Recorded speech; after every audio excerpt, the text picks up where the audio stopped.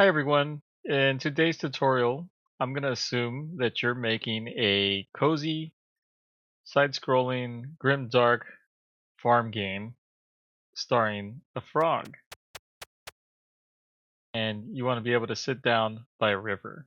You want to animate your tiles like this river here. So let me show you how to do that. So first things first, you're going to want a tile map for your game. Uh, in my case, I have this tile map set up already. And the tiles I want to use for the river are all in these three rows right here, rows 2, 3, and 4. And I want to use these sprites uh, in each row per tile. So in total, I would have I would have 3 water sprites. And they're just cycling through frames pretty much, and you'll see some sparkles on the water. Now there's one requirement for this, and that's that Godot is going to expect you to use columns for your sprites. For instance, you can't go downwards. Like I couldn't animate this sprite into this sprite into this sprite. I have to go to the right. So the amount of tiles that you can use for animated sprites is going to depend on the size of your tile map. So for instance, this one at the most is going to let me do 8 animations or 8 frames for my animation. So I only need about 4 and 5 for the 3 that I have going. So I'm going to take this into Godot and then set it up. So here's my scene in Godot. I've already got the water going so you can get an example of what it's going to look like at the end. So we have the frog that can walk along the ground here, and these water tiles are animated. So let me walk you through how to set that up in your own tile map. So here's my tile map. I already have the texture set as an atlas here, and you can look at my previous videos on the tile map series to learn how to do that. But the most important step here for animated tiles is you want to make sure that the tiles that you want to animate with aren't set as tiles. You only want the first frame to be set as a tile. So here I'm going to go ahead and select these so that these 3 are now part of the tile set, but I'm going to leave these out. And you might have tiles set automatically when you import your texture for the first time, because Godot does ask you to auto set up your tiles. And you can just easily just right click on these. If it's already selected, here I'll do it on one of these other ones. You can right click and then hit delete. So the first thing you want to do is go over here to the select tiles section and then select the first tile. I'm going to select this second row here, or this first tile in the second row. And I'm going to open this animation section here. And now I want to count how many columns I want to go across. That's what this is asking for, essentially. So for this one, I have 4 tiles. So I'm going to go ahead and bump that up to 4.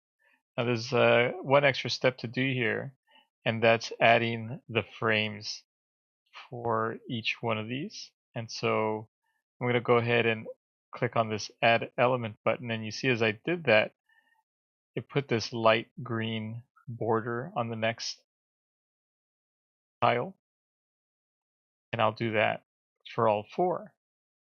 And so when I place this tile on my tile map, I'll go here. I already have a layer set up for the water. Then make sure you have the eraser off. And you can use any tool here really to drop this tile. So I'll go ahead and select this one. Then I'll zoom in here so you can see it. And now I drop that tile on there, and you see it's cycling essentially through each one of those tiles based on the duration here on these frames. So you could hold it even longer let's say you wanted it to play twice as slow, you can just increase each entry to 2 seconds. Now you see it moves a lot slower here as it holds each frame for 2 seconds. But I want it to go ahead and stay with the default 1. And I'm just tabbing through here and setting these each individually to 1. And now I'm going to go ahead and set up my other tiles. So same thing here, except this one has one more column. So this one we actually want to go to 5, which means I'm going to have to add 4 more frames elements here. 3, 4, 5. So I have a total of 5 for my 5 columns. And I'm going to do the same here. So this one's 4. And you could also use these arrows here. Tap up or down, and then add those. And you see here now I have my 3 water tiles, right? And an easy way to drop all these in here quickly and efficiently is, and this is what I like to do, I'm going to go ahead and go into distraction-free mode. So this portion takes up more of my screen. Then I'm going to go into the tile map here, and I'm in my correct layer. Make sure you're on the correct layer that you want to place these tiles on. And now I could actually select these 4 tiles, because I want to use this empty one as well, just so that not every single tile has an animated sprite on it. And I'm going to grab the rect tool, and I'm going to click and drag here. Oh, actually one quick thing. I want to turn on place random tile.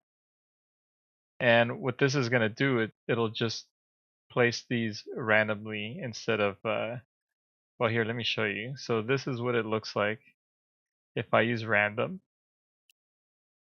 It's a pretty decent job, but we don't have a lot of tiles. And so you can kind of see a lot of repeat patterns. But when you zoom in, it's actually not too bad, especially with the animation going. And once you have the game going, you'll have a vignette going over it as well. And then you have a couple empty spots in there as well. And you can change it up as you want. You know, if you want to throw these in here and kind of swap those out, you can do that as well. And what's cool is that while you're in this mode, if you have animated tiles, you'll see them animate automatically in the editor, which is pretty cool because you get a preview for what your tiles can look like. And so if you don't use the scatter settings, I'll go ahead and grab these tiles again. And then I'll use the rect tool again, and we'll see what that looks like.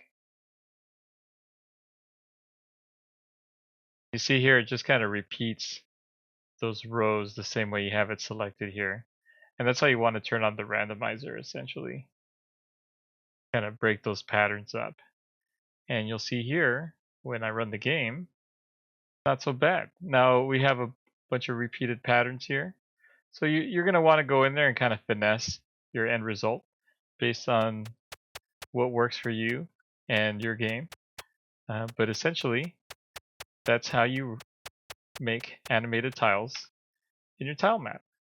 So I hope you enjoyed that.